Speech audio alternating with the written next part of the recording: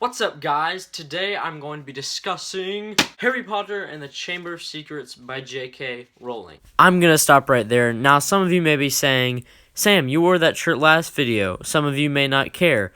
This was an accident. I filmed these two videos on the same day, so I'm very sorry about this. It will not happen again. Carry on. Now, if you didn't know, this is the second book in the Harry Potter series, and I already have my review for the first one out, which you can go watch. I'll leave a link in the description below. Go check that out so you can know what's going on. Now, let's get into my thoughts about this book, because I have quite a lot of notes. So to keep this video from being 312 minutes long, we're going to get right into it. Now, this review will have spoilers for Chamber of Secrets, so if you have not read it, please get horse and go read it, because you need to do that because it's a pretty good book. Now, let's get into the first thing that is probably on your mind.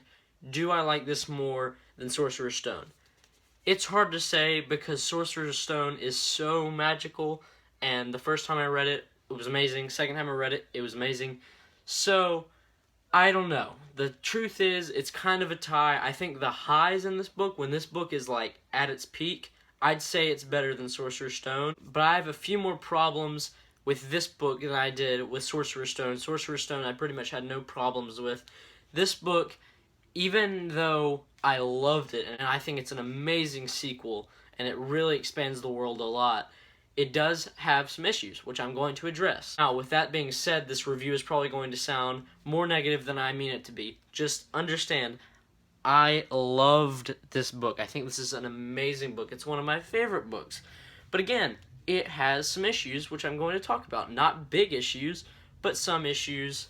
Let's talk about it. Now, something I did not touch on in my Sorcerer's Stone book review was how terrible the Dursleys are. Oh my gosh. These people are like the scum of the earth. This is like what shrimp eat at the bottom of the ocean. That's what the Dursleys are. I loved it when the Weasleys came and broke Harry out of there. I was pretty much like just celebrating while reading this. I was like, yes, because they locked all this stuff away and they locked him in his room. It was some terrible stuff they were doing. Now, something I don't think I have in my notes is Dobby. I don't have many thoughts on Dobby, but I feel like I should touch on him because he's kind of an integral part of the plot and he messes up a lot of stuff. I can see how a lot of people would find him annoying, and I don't know what he's going to be like in the movie because I have not watched it yet.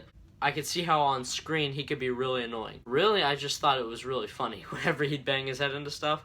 I don't know why, but I feel like when people like slam stuff into their own heads, I think it's really funny. It's really morbid, but it's true. I think it's funny. Which brings me to my next point, which is this book is noticeably more funny than Sorcerer's Stone. You can tell J.K. Rowling has grown as a writer since writing Sorcerer's Stone and has now incorporated a lot more, including humor, into this book. From like the first chapter, I was like laughing out loud. I think this book is hilarious.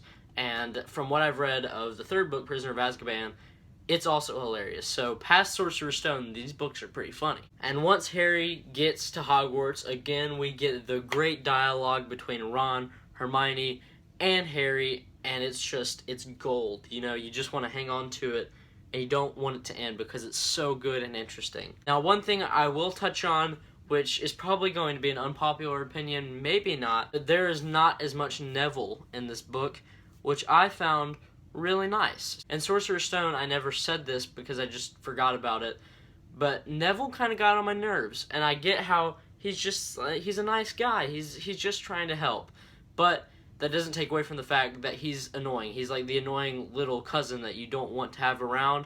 You don't want to be mean to him, but like at the same time you're like, okay, go do something else because we're trying to do our own thing. And it was nice to not have as much Neville in this book just because I did find him annoying in Sorcerer's Stone. And the scene on the Quidditch field where Ron's wand backfires and he just goes straight up Will Byers, for those of you who've seen Stranger Things, you know what I'm talking about. Stranger Things tag coming soon. That was pretty gross, if you ask me. And then the scene on the Quidditch field with Malfoy and Lockhart and his bone just going away and just like that. And then you find out Dobby was behind that, and you're kind of annoyed. You're like, Dobby, just stop, Dobby. What I really liked about this book is the first like 2/3 of this book we were just kind of going through the motions. It was a lot of the same with what was happening in Sorcerer's Stone. There wasn't really much differentiation between what was happening in Sorcerer's Stone and what was happening in Chamber of Secrets until we get to the basilisks. Until we get to the basilisks, till we get to the basilisk stuff. Until we get to the basilisk stuff, and then everything picks up for me, and the last third of this book is really awesome in my opinion. This book, as lighthearted as it is, it does, in my opinion, have more darkness than Sorcerer's Stone did. Sorcerer's Stone, we had the moments in like the Forbidden Forest and things like that where we had moments of darkness, but they were really few and far between. As much as you can still tell that Chamber of Secrets is a middle grade book, I think it has quite a bit of darkness. I loved the stuff with Harry hearing voices, and I love how that ties in with the end with the basilisk. The parcel mouth was really cool. I loved that revelation. I loved him telling the snake to get away from Justin. I loved the magic dueling and stuff, but the parcel tongue stuff was awesome. The Tom Riddle stuff was really interesting, but unfortunately, since I have been spoiled for quite a few things that happen throughout the series, nothing major except for something that happens in